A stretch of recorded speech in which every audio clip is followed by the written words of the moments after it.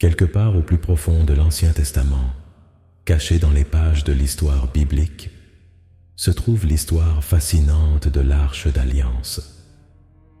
Ce n'était pas un objet ordinaire, c'était un symbole tangible de la présence de Dieu parmi son peuple, Israël. L'Arche d'Alliance représentait non seulement la sainteté et la gloire de Dieu, mais elle jouait également un rôle crucial dans plusieurs événements miraculeux et décisifs de l'histoire d'Israël. Aujourd'hui, nous explorons ce récit riche et émouvant, depuis la construction de l'arche sous les instructions de Moïse, jusqu'à ses incroyables voyages avec le peuple d'Israël. Découvrons comment l'arche d'alliance a changé le cours d'une nation et révélé la présence divine d'une manière que vous n'auriez jamais imaginée. Pour comprendre l'importance de l'arche d'alliance, il faut remonter au mont Sinaï, où Dieu a donné à Moïse les 10 commandements. Dans Exode chapitre 25, versets 10 à 22, Dieu instruit Moïse sur la construction de l'arche. Tu feras aussi une arche en bois d'acacia. Sa longueur sera de 2 coudées et demie, et sa largeur sera d'1 coudée et demie, et 1 coudée et demie de hauteur. Tu le couvriras d'or pur. Tu y feras, à l'intérieur et à l'extérieur, une couronne d'or tout autour, et tu mettras sur ses 4 coins 2 anneaux. Et tu feras des bâtons en bois d'acacia, et tu les couvriras d'or. Les barres seront dans les anneaux de l'arche. L'arche d'alliance a été construite selon ses spécifications, symbolisant la présence de Dieu et servant de lieu où la gloire de Dieu se manifestait. Au sommet de l'arche, il y avait une couverture appelée propitiatoire, où 2 chérubins d'or se faisaient face, leurs ailes déployées sur le propitiatoire. C'est entre ces chérubins que Dieu promit de rencontrer Moïse et de lui parler, comme décrit dans Exode chapitre 25, verset 22. Et là, je viendrai vers vous, et je vous parlerai du dessus du propitiatoire, d'entre les 2 chérubins qui sont sur l'arche du témoignage, tout ce que je vous prescris pour les enfants d'Israël. L'arche d'alliance était placée dans le lieu très saint du tabernacle, un lieu extrêmement sacré, où seul le grand prêtre pouvait entrer, et encore une fois par an, le jour des expiations. Le caractère sacré de l'arche était si grand que quiconque la toucherait de manière inappropriée serait immédiatement puni de mort, comme en témoigne l'histoire tragique d'Osa dans 2 Samuel chapitre 6 verset 7. Lorsqu'il toucha l'arche pour l'empêcher de tomber et fut blessé par Dieu. Mais l'arche d'alliance n'était pas seulement un symbole statique de la présence de Dieu. Elle a joué un rôle actif dans les voyages et les batailles du peuple d'Israël, lorsque les Israélites étaient prêts à traverser le Jourdain et à entrer dans la terre promise. L'arche d'alliance ouvrait la voie. Dans Josué chapitre 3, versets 14 à 17, nous lisons « Et il arriva, comme le peuple quittait ses tentes, pour traverser le Jourdain, que les prêtres portèrent l'arche de l'Alliance devant le peuple. Qui portait l'arche arriva au Jourdain, et les pieds des prêtres qui portaient l'arche se mouillèrent au bord des eaux. Car le Jourdain débordait de tous ses bords, chaque jour de la moisson. Les eaux qui venaient d'en haut s'arrêtèrent et montèrent. Sur une colline, loin de la ville d'Adam, qui est à côté de Zarétan, et ceux qui descendaient vers la mer des plaines, qui est la mer Salée, étaient complètement retranchés. À sec au milieu du Jourdain, et tout Israël passa à sec, jusqu'à ce que tout le peuple ait passé le Jourdain. Cet événement miraculeux a non seulement démontré la puissance de Dieu, mais a également confirmé le leadership de Josué et a encouragé le peuple d'Israël à faire confiance à la protection et à la direction divine. Après avoir traversé le Jourdain, les Israélites affrontèrent la ville fortifiée de Jéricho et, une fois de plus, l'arche d'alliance joua un rôle crucial. Dans Josué chapitre 6, Dieu a ordonné à Josué de faire le tour de la ville avec l'arche pendant 7 jours, et le 7e jour, de faire 7 fois le tour de la ville. Lorsque les prêtres sonnèrent de la trompette, les murs de Jéricho s'effondrèrent, permettant aux Israélites de prendre la ville. Ces événements incroyables montrent la puissance de Dieu manifestée à travers l'arche d'alliance.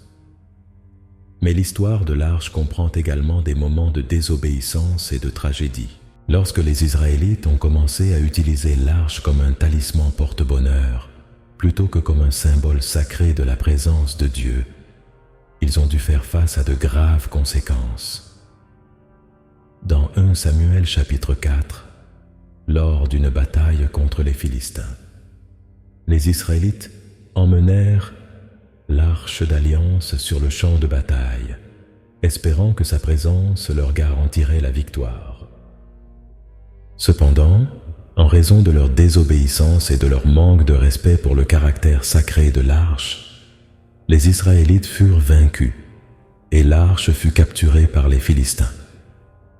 La capture de l'arche par les Philistins leur apporta un grand malheur. Dans 1 Samuel chapitre 5 versets 2 à 4, nous lisons: Les Philistins prirent l'arche de Dieu et la portèrent d'Ebenezer à Ashdod. Les Philistins prirent l'arche de Dieu et l'apportèrent dans la maison de Dagon et la placèrent près de lui. Cependant, Dagon se leva tôt le lendemain, et voici, Dagon était couché sur sa face devant l'arche de l'Éternel. Tôt, le lendemain matin, voici, Dagon gisait face contre terre, devant l'arche de l'Éternel. La tête de l'or des Dagon et les 2 paumes de ses mains ont été coupées sur le seuil. De plus, la présence de l'arche provoqua des fléaux et des afflictions sur les Philistins, les forçant à ramener l'arche sur le territoire israélite. Dans 1 Samuel chapitre 6, ils chargèrent l'arche sur une charrette neuve tirée par des vaches et la renvoyèrent avec des offrandes de réparation. Lorsque l'arche est arrivée dans la ville de Beth-Shemesh, certains hommes ont regardé à l'intérieur de l'arche et ont été immédiatement punis de mort, soulignant une fois de plus la sainteté et la puissance qu'elle représentait. L'arche d'alliance resta à Kiryat Yarim pendant de nombreuses années, jusqu'à ce que le roi David décide de l'amener à Jérusalem. Dans 2 Samuel chapitre 6 versets 12 à 15 nous lisons: Alors ils dirent à David: L'Éternel a béni la maison d'Obed-Édom et tout ce qui lui appartient à cause de l'arche de Dieu.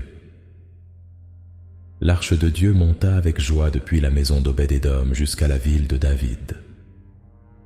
Et il arriva que, lorsque ceux qui portaient l'arche de l'Éternel eurent fait 6 pas, il sacrifia des bœufs et des béliers gras.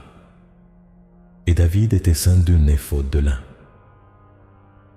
Alors David et toute la maison d'Israël montèrent, portant l'arche de l'Éternel avec joie, et au son des trompettes. La joie et le respect de David lorsqu'il amenait l'arche à Jérusalem montrent sa profonde compréhension de la signification et de la puissance de la présence de Dieu parmi son peuple. L'arche a été placée dans une tente spéciale préparée par David, et plus tard, son fils Salomon l'a déplacée vers le temple qu'il a construit. Dans 1 Roi chapitre 8 versets 6 à 11, nous voyons la dédicace du temple et la mise en place de l'arche dans le Saint des Saints. Et les prêtres amenèrent l'arche de l'alliance du Seigneur à sa place, à l'oracle, de la maison, jusqu'au lieu très saint, jusqu'au-dessous des ailes des chérubins. Car les chérubins déployaient leurs 2 ailes sur le lieu de l'arche.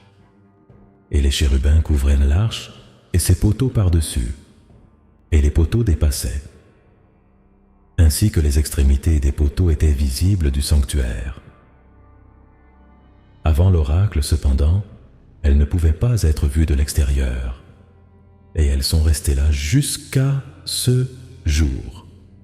Il n'y avait rien dans l'arche, sauf les 2 tables de pierre que Moïse avait. Placées là à Horeb, lorsque l'Éternel fit une alliance avec le peuple d'Israël, lorsqu'ils sortirent du pays d'Égypte. Et il arriva, lorsque les prêtres sortirent du sanctuaire, qu'une nuée remplit la maison du Seigneur, et les prêtres ne pouvaient pas se lever pour faire le service à cause de la nuée. La gloire du Seigneur remplissait la maison du Seigneur. La présence de l'arche dans le temple symbolisait la continuité de l'alliance entre Dieu et Israël, et la gloire du Seigneur remplissait le temple, confirmant l'acceptation divine du lieu de culte. Cependant, l'histoire de l'arche d'alliance ne s'arrête pas là. À plusieurs reprises, l'arche a disparu des documents bibliques et historiques, ce qui a donné lieu à des siècles de spéculations sur son sort ultime. Certains pensent que l'arche a été cachée avant la destruction du premier temple par les Babyloniens, en 586 avant J.C., tandis que d'autres traditions suggèrent qu'elle a été transportée vers d'autres lieux sûrs. L'emplacement de l'Arche d'Alliance reste l'un des plus grands mystères de l'archéologie biblique. L'histoire de l'Arche d'Alliance nous enseigne plusieurs leçons importantes sur la sainteté, l'obéissance et la puissante présence de Dieu. À travers ces miracles et ces événements dramatiques, nous voyons comment Dieu interagit avec son peuple et comment il exige révérence et respect pour sa sainteté. L'arche nous rappelle également que la présence de Dieu ne se limite pas aux objets physiques, mais se manifeste puissamment lorsque son peuple s'approche de lui avec un cœur pur et sincère. L'histoire de l'Arche d'Alliance est sans aucun doute l'un des récits les plus émouvants et les plus significatifs de la Bible. Cela nous met au défi de réfléchir sur notre propre obéissance et notre respect envers Dieu, et de rechercher sa présence dans notre vie quotidienne. Dans un monde plein de distractions et de défis, l'histoire de l'Arche nous rappelle l'importance de maintenir notre foi et notre confiance en Dieu Tout-Puissant, qui est toujours là pour guider et protéger son peuple. Si vous aimez les vidéos comme celle-ci, je vous invite à vous abonner à la chaîne et à regarder la vidéo que je vous montrerai ici à la fin. Que Dieu vous bénisse, ainsi que tous ceux que vous aimez.